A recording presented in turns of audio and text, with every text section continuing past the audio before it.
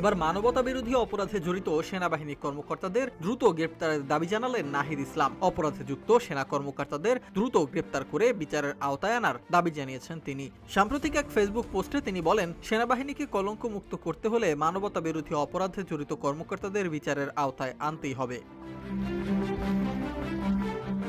সম্প্রতি আওয়ামী শাসনামলে গুম ও নির্যাতনের ঘটনায় মানবতা বিরোধী অপরাধের দায়ে গ্রেপ্তারি পরোয়ানা জারি হয়েছে ডিজিএফআই এর সাবেক ৫ সেনা কর্মকর্তার বিরুদ্ধে। এছাড়াও ৩০ আসামির মধ্যে ২২ জনই কর্নেল থেকে লেফটেন্যান্ট জেনারেল পর্যায়ের সেনা কর্মকর্তা। এরই প্রেক্ষিতে নিজের দাবি প্রকাশ করলেন সাবেক উপদেষ্টা নাহিদ ইসলাম।